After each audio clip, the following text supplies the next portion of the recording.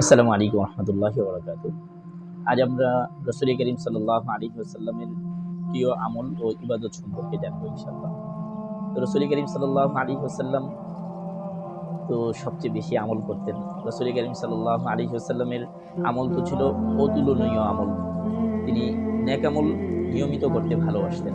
রাসূল করিম সাল্লাল্লাহু আলাইহি ওয়াসাল্লাম বলেছেন, আহাব্বুল আমালি ইলাল্লাহি আদওয়ামুহা ওয়া ইন ক্বাল্লা। যদিও আমল ছোট হোক, অল্প হোক, কিন্তু এটা যদি ধারাবাহিক হয় তো আল্লাহর কাছে এটা খুব পছন্দের।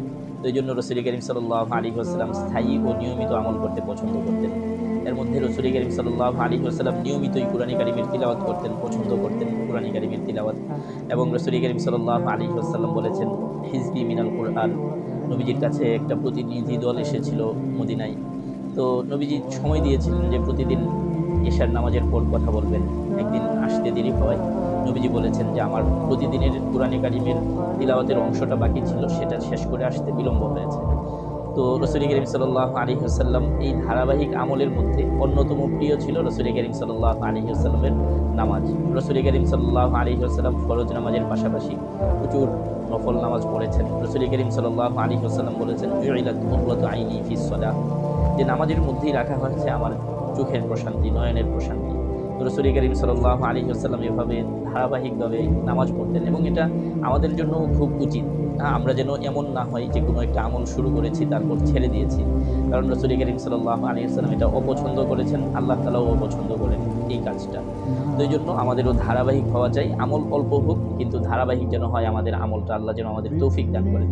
এছাড়াও রাসূল করিম সাল্লাল্লাহু আলাইহি ওয়াসাল্লামের পছন্দের ধারাবাহিক আমলের মধ্যে ছিল প্রতি সোমবার বৃহস্পতিবার রোজা রাখা। রাসূল করিম সাল্লাল্লাহু আলাইহি ওয়াসাল্লাম বলেছেন যে সাহাবায়ে কিরাম জিজ্ঞেস করেছেন যে আপনি প্রতি সোমবার বৃহস্পতিবার কেন রোজা রাখেন? রাসূল করিম সাল্লাল্লাহু আলাইহি ওয়াসাল্লাম বলেছেন যে এই দিনে আমাদের আমলনামাগুলো আল্লাহর কাছে পৌঁছায়, তো আমি এটা পছন্দ করি যে রোজা অবস্থায় আমার আমলনামা আল্লাহর কাছে পৌঁছায়। তো রাসূল করিম সাল্লাল্লাহু আলাইহি ওয়াসাল্লাম প্রতি সোমবার বৃহস্পতিবার রোজা রাখাটা খুব পছন্দ করতেন। আমরা যারা রাসূল করিম সাল্লাল্লাহু আলাইহি ওয়াসাল্লামকে ভালোবাসি, ভালোবাসার দাবি করি, আমাদেরও উচিত রাসূল করিম সাল্লাল্লাহু আলাইহি ওয়াসাল্লামকে অনুসরণ করে প্রতি সোমবার বৃহস্পতিবার রোজা রাখার চেষ্টা করা। এছাড়াও রাসূল করিম সাল্লাল্লাহু আলাইহি ওয়াসাল্লাম প্রতি মাসের চাঁদের মাসের 13, 14, 15 তারিখ এই দিনগুলোতেও রোজা রাখতেন। ধারাবাহিকভাবে রাসূল করিম সাল্লাল্লাহু আলাইহি ওয়াসাল্লাম রোজা রেখেছেন, বলেছেনও যে এই 3 দিন রোজা রাখলে সারা মাস রোজা রাখার নেকি সে পাবে। তো এই জন্য আমাদের উচিত রাসূল করিম সাল্লাল্লাহু আলাইহি ওয়াসাল্লামের অনুসরণে অনুকরণে ধারাবাহিকভাবেই কী করা, আর রোজা রাখার চেষ্টা করা এই সময়গুলোতে। রাসূল করিম সাল্লাল্লাহু আলাইহি ওয়াসাল্লাম পছন্দ করতেন ইবাদত হিসেবে জামিআ দোয়াগুলো, যেই দোয়াগুলোর শব্দ কম কিন্তু ব্যাপক অর্থবোধক, ব্যাপক অর্থ প্রকাশ করে। যেমন রাসূল করিম সাল্লাল্লাহু আলাইহি ওয়াসাল্লামের সব দোয়াতেই এই বাক্যটা থাকতো, এই দোয়াটা থাকতো, রব্বানা আতিনা ফিদ দুনিয়া হাসানা ওয়া ফিল আখিরাতি হাসানা ওয়া কিনা আযাবান নার। যে দুনিয়ার সার্বিক কল্যাণ, পরকালীন সার্বিক কল্যাণ এবং জাহান্নাম থেকে মুক্তি আল্লাহ আমরা আপনার কাছে চাচ্ছি। এই দোয়াটা রাসূল করিম সাল্লাল্লাহু আলাইহি ওয়াসাল্লামের সকল দোয়াতেই উপস্থিত থাকতো। তো এই জামে দোয়াগুলো আমরাও করার চেষ্টা করবো ইনশাআল্লাহ। আল্লাহ যেন আমাদের তৌফিক দান করেন। রাসূল করিম সাল্লাল্লাহু আলাইহি ওয়াসাল্লাম পছন্দ করতেন দোয়ায় পুনরাবৃত্তিটা।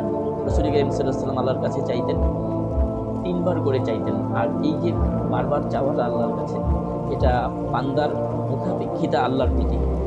বান্দা যে নিঃস্ব অসহায়, এটা ফুটে ওঠে বারবার চাওয়ার ভেতর দিয়ে। রাসূল করিম সাল্লাল্লাহু আলাইহি ওয়াসাল্লাম এই চাওয়াটা পছন্দ করতেন।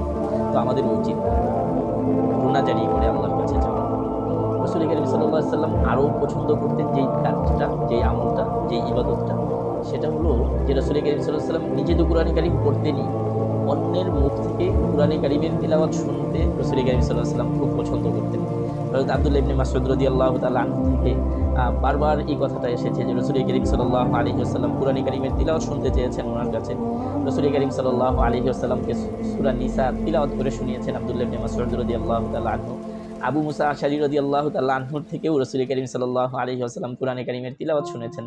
আবু মুসা আশআরী রাদিয়াল্লাহু তাআলা আনহুর হৃদয় জোড়ানো তিলাওয়াত শুনে রাসূল করিম সাল্লাল্লাহু আলাইহি ওয়াসাল্লাম বলেছেন যে দাউদের কণ্ঠের মতো তোমার কণ্ঠ। দাউদ আলাইহিস সালামের কণ্ঠের কথা বলেছেন রাসূল করিম সাল্লাল্লাহু আলাইহি ওয়াসাল্লাম। রাসূল করিম সাল্লাল্লাহু আলাইহি ওয়াসাল্লাম হযরত উবাই ইবনে কাব রাদিয়াল্লাহু তাআলা আনহু থেকেও তিলাওয়াত শুনেছেন। হযরত উবাই ইবনে কাব রাদিয়াল্লাহু তাআলা আনহু কে নবীজি যখন বলেছেন যে কাব, উবাই ইবনে কাব, তুমি আমাকে তিলাওয়াত করে শোনাও, তিনি বলেছেন, ইয়া আল্লাহর রাসূল, যে আল্লাহ তো আপনার প্রতি কুরআন নাযিল করেছেন। আব্দুল্লাহ ইবনে মাসউদ রাদিয়াল্লাহু তাআলা আনহু এই কথা বলেছেন। নবীজি উবাই ইবনে কাব রাদিয়াল্লাহু তাআলা আনহুকে বলেছেন যে আল্লাহ তোমার কাছ থেকে আমাকে তিলাওয়াত শুনতে বলেছেন। উবাই ইবনে কাব রাদিয়াল্লাহু তাআলা আনহু আনন্দে কান্না করে দিয়েছেন যে আল্লাহ আমার নাম দিয়েছেন। আল্লাহু আকবার কাবীরা। রাসূল করিম সাল্লাল্লাহু আলাইহি ওয়াসাল্লাম হযরত জিবরাইল আলাইহিস সালাম থেকেও তিলাওয়াত শুনেছেন।